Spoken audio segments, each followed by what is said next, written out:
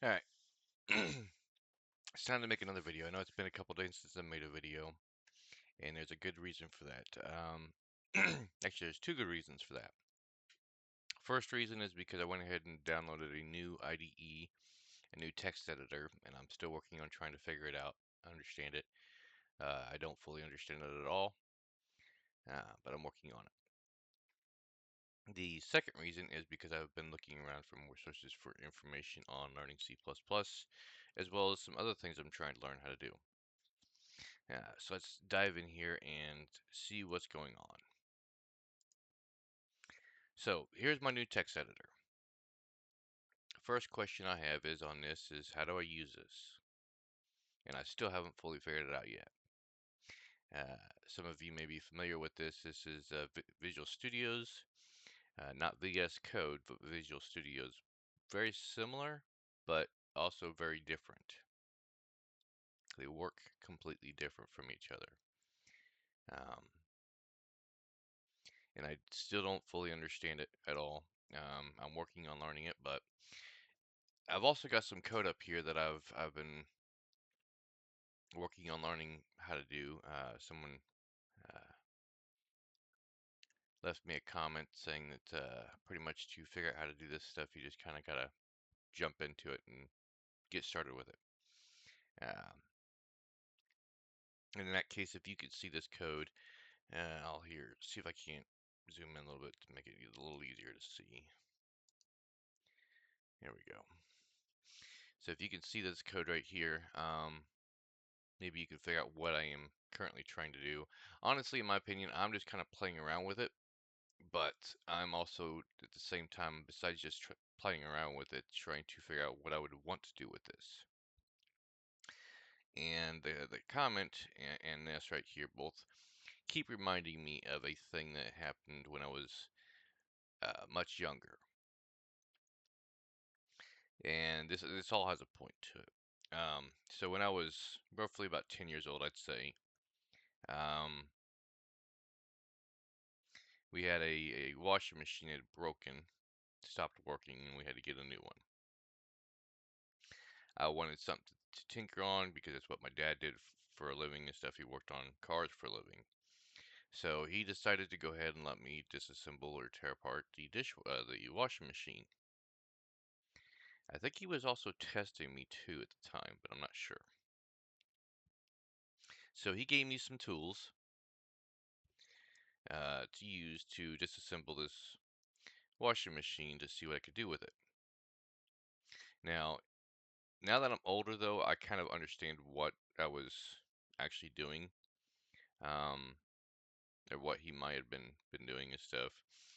So when I was 10, I had these tools. I disassembled it. The first thing that would have come to my mind, seeing myself do that when I was younger, is do I have a mechanical aspect or a mindset to be able to disassemble this thing first off? Where do these tools go? How do they go together to get this thing pulled apart? But when I was 10 years old, that's the only thing that had come into mind was pulling it apart and maybe putting it back together and fixing it. But I was missing a few things. So as a 10-year-old, I pulled it apart. I couldn't find anything wrong with it. But what I didn't realize I was doing when I was pulling it apart was I was putting the parts to it in places that I ended up losing them. So there was no way I was going to end up being able to put this thing back together, even if I did figure out what was wrong with it. That was the first mistake as a 10-year-old. I didn't have the mindset to keep my workspace organized and keep things in places and stuff to where I could find them, and I knew exactly where they went when I went to put it back together. So that was a first failure for me at the age of 10, was not keeping my workspace organized and not knowing how I pulled things apart to put them back together. I had no idea on how to do any of that stuff. So obviously the basic uh, ability to work with machines, tear them apart and put them back together was not there. It's not something that was just natural to me. For some other people and stuff, even at the age of 10, that may have been natural to them. For me, it was not. If it was natural to me, then I would have taken all the parts off, moved the pieces around, taken all the little screws that I had pulled out and put them back where they came from. That way I knew exactly where they went, every single screw, hole one, hole two. Some people may have even labeled them, use a marker and labeled them. Screw goes here, screw goes here, screw goes here, and had a little jar to put all the screws in. But then the only downside about that is if you have a bunch of different types of screws, you wouldn't know which screw went where. So the best bet would have been to pull the screws out, take the panel off, or take whatever off, put the screws right back in the same holes that I got them out of, and that would have made it to where I could have put it back together. I learned that lesson much later in life when I was pulling things apart and stuff, to put the screws back where they go and to try and put things. So I took this off first, so this goes right here, but took this off second, this goes right here, so forth and so on, to where kind of creating a list, but in my workspace, not on paper. So how does that refer to this? Well, first key was my dad gave me the tools. Gave me the screwdrivers and the wrenches and ratchets and sockets and stuff that he didn't care if I lost or whatnot. Well, with this code, I don't have those tools. I really don't. Um, I have a few of them. I have the two libraries right here, the input and output library and the vectors library. I have two functions, the main function and a void function. But how to use these tools, even the tools that I currently have right now, I don't have a mindset for how to use them. So even if I played around with this and stuff, I'm not using all the tools that are possible with this to do the job that I would want to do, even if I knew what I was trying to do. Um, and then this code and stuff, yes, I do have it set up to where right now, if I run this code, from what I understand, if I'm doing this at all right, and I have tried finding sources on giving me tutorials on how to use this text editor, but if I run this code right here, it prints this up right here, which is pretty much 2, 3, 4, 5, what's in the vector here, the data. Um, it took me a while to figure out where the files were going. I still haven't discovered exactly where the text editor is stored at on my computer. I have an idea, but since it's not actually named Visual Studios in my files, I don't exactly know where it is. So if I want to pull Visual Studios back up, I don't really know how to, even though I've downloaded it. The best way I've done it so far is I decided when I launched it, like a little kid, instead of taking it apart and losing the pieces, no, I decided to stick it to my taskbar down here at the bottom. That way I can pull it up easily, because haven't even figured out how to create a shortcut to it.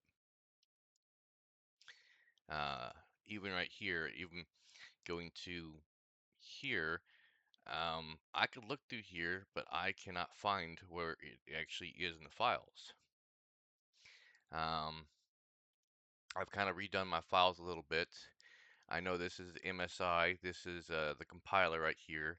I believe this is a system reset, but I'm not 100% sure. Perfect logs, I'm not sure what that is. Maybe errors that my machine creates and stuff, and it logs it. Program files, that could be where it is. Program files x86 could be where it is. Program data could be where it is. I don't know. I know what this one kind of is. Things that I save, I don't know. So if you end up downloading now, Visual Studio's code, VS Code, was different. When it came up, there was a shortcut for me to create right here. Yeah, it says there's no file that exists right now because I've pretty much closed out all the files there are in this. This actually came up with a shortcut, and I was easily able to find it in here. In fact, if I type it in here, I got certain things turned off in this right here to where I can't find it, but here is another spot where it is. So I kind of have found it, but I kind of haven't. When I even open this up right here, pops this up, not 100% sure what I'm doing here. So yes, I have some of the tools, but I don't have all the tools. There you go. And then I have found that there are different versions to this right here as well. There is some paid versions to it and some free versions to it. And paid versions you get a little bit more with, where the free versions you do not. And as a beginner to it and stuff, I'm not interested in paying for anything that I may not end up using and stuff if I don't like it as a trial basis. Um, but either way, I mean, I'm just pretty much pointing out that without the tools, you cannot really do much of anything. You can sit there and take a brand new car, tear it apart, and if you don't keep things organized, keep things separated, have the proper tools to do it and stuff, first off, you're not even going to be able to take a lug nut off of a wheel. Is it important to put the right lug nuts back in the right spots? No. Um, but you are going to want to make sure that you put the lug nuts back on. And then there is a kind of a trick and stuff because every lug nut that goes on your wheel has a torque spec to it. And if you under tighten it or over tighten it, you could be stretching the threads on it or leaving it to where it can come off later on down the road when you're going down the road. And I've seen that many times. Somebody doesn't tighten them up properly and stuff, then all of a sudden you got a wheel spinning at 50, 60 mile an hour going down the road by itself, um, hitting anything in its path. And that's very dangerous because the average tire for a car weighs anywhere from 25 to 50 pounds. Bigger ones weigh more than that and stuff. And if it's traveling at 50 mile an hour, even a 10-pound lead weight traveling at 50 mile an hour is deadly and will do a lot of damage. So, yeah, if you want to leave any comments on this and stuff, on maybe for myself or anybody else that may be curious on how everything works for VS Code. I know I can go in here to files and stuff and probably create a new file, a new project solutions, so forth, so on. Um, I don't know what project from existing code means. I don't know what respiratory means.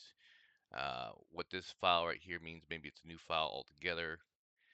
Open, projects, websites, folder. I have no idea. I'm lost on a lot of this stuff, which is perfectly fine. Eventually I'll find the sources for it, but like I said, right now I am learning about a new text editor, completely new to this, trying to figure it out. I'm figuring out a little bit, but I also do know that it's very possible to mess things up and stuff when you don't have the proper tools or the know-how. Um, and that can come with anything. You can be a person that works with wood, and you're probably going to go through many pieces of wood and stuff to practice, and you would call them scrap pieces. So you would get scrap pieces, and if you were trying to etch wood or burn wood or file down wood, you would use scrap pieces to do it to see how the tools work and see what the tools do to the certain things. And that might work, but are you tearing up your tools because you're using them improperly? Are you uh, with I don't even know anything about messing with wood except for how to put drill a hole through a piece of wood or put a screw in a piece of wood or cut it or whatever, shape it maybe a little bit, but very little bit about wood when it comes to that sort of thing. Um, but yeah, I do know there is a way to mess things up if you're not careful. So would I just flat out experiment with it? Probably not. I did that when I was a kid with a washing machine that was broken. Luckily, it was broken, but if I was smart about it and stuff, we probably could have fixed the washing machine if I was smarter with it, and it probably would have saved us hundreds of dollars on a brand new washing machine. But luckily, my dad had gotten a different washing machine and stuff, so I was just able to tear this thing apart and figure it out. One thing I do remember is that washing machine still had water in it, and I think I got a little wet because I didn't know what I was doing. Yes, washing machines contain water in them and they hold water in them. It doesn't matter what kind of machine it is. When it put water in it, it doesn't always run out because it's got to have a pump to suck it out, and that pump doesn't always suck all the water out, especially if that pump actually goes bad.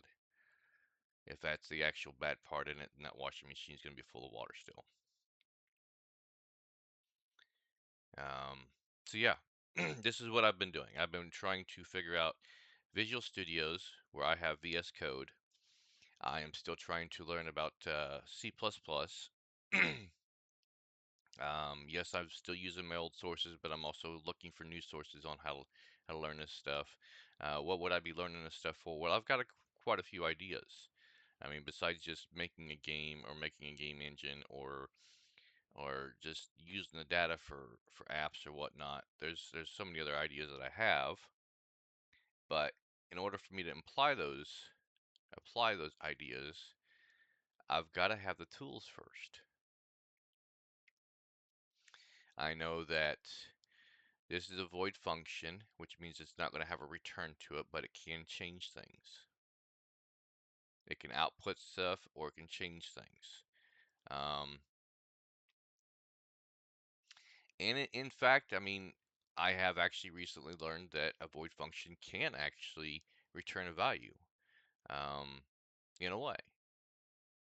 Some may disagree with that, and I believe doing this right here actually does just that in a sense. So let me clear up this code here. It changes back to what I had it at. So that, go to int,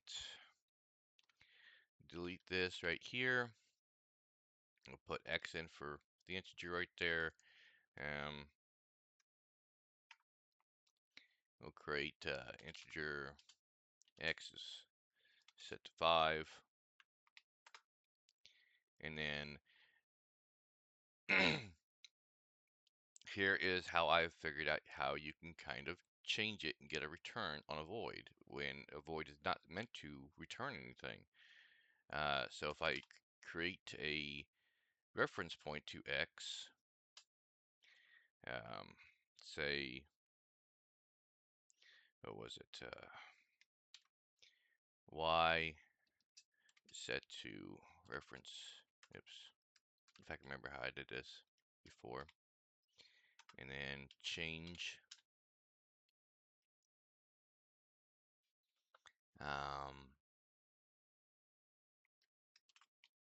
oops, y, but in order to do that, I gotta reference it first, reference it up here, and then x, the reference of x is going to be 10 now.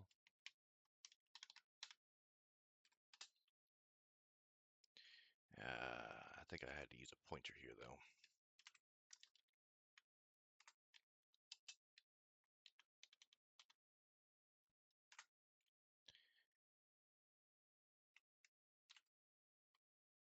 There.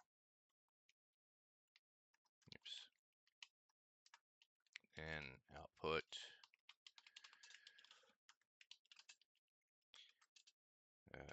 dereference y.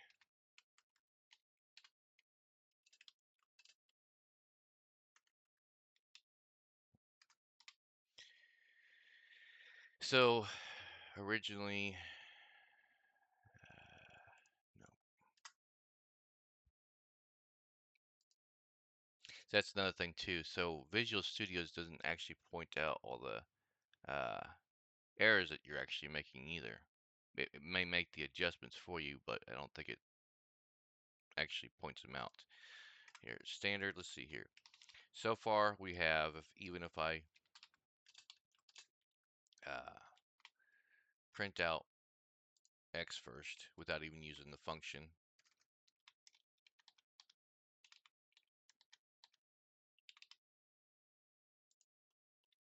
if I run that, we have x is 5 right here. I know you probably can't see it very well. But if we take all this away,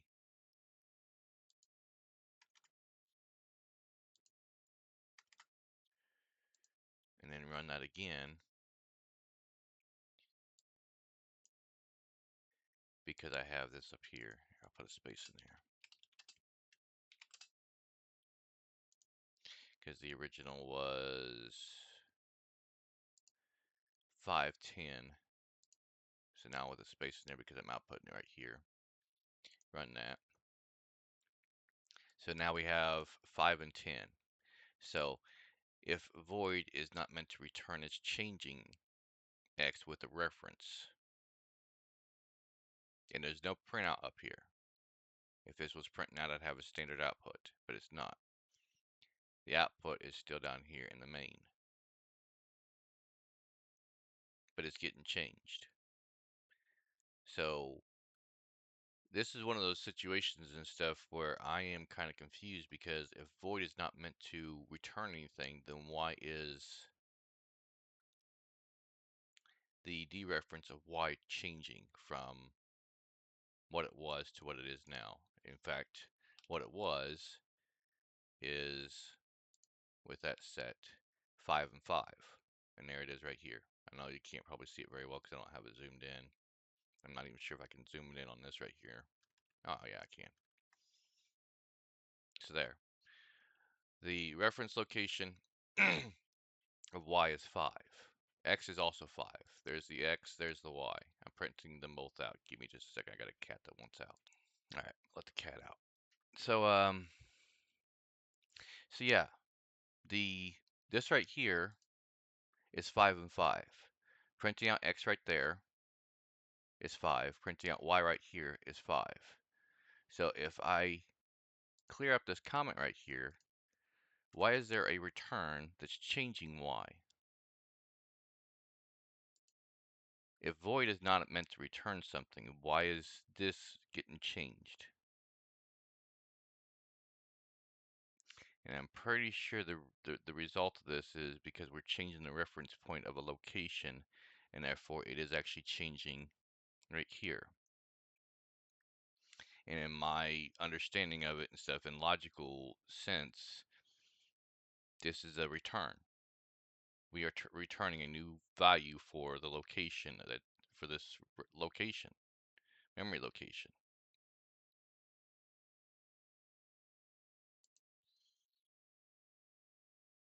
But from all my sources that I've studied and stuff, void is not meant to return.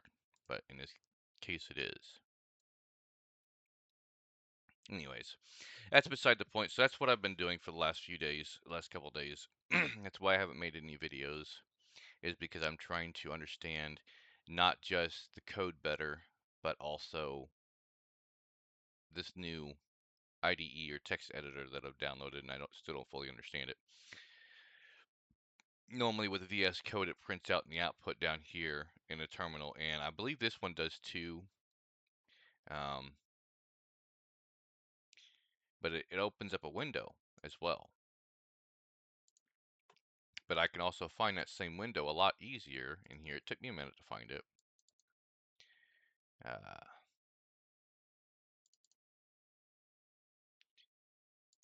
gotta follow the path. Obviously, the path is down here.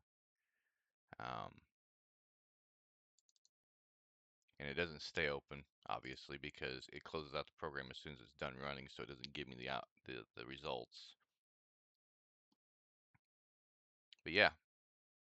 So again, if you like the videos and stuff, click the like button. If you have any comments on any of this, feel free to throw them in the comments there. But I'm going to continue to not just practice this stuff, but also find sources on help me to understand this stuff better, whether it be the text editor, whether it be C++ or any other code language. And I am finding other sources as well to help me out with this stuff. But yeah, in my opinion, you can't work on a car without knowing a little bit about the tools you're going to use, or the car that you're working on. You can't write code without knowing a little bit about it. I didn't know about any of this stuff prior to this, and there's, yeah, you got to have the tools first. And if you disagree with that, that's fine. You're welcome to your own opinion. I'm not gonna agree or disagree with you. It's what the comments are there for. That's what the likes are there for. I will keep practicing this. I will keep learning about this. I will find whatever sources I can to study it and improve upon it. And eventually I will get something built. So I will catch you in the next video. That's all I got for now. Thank you.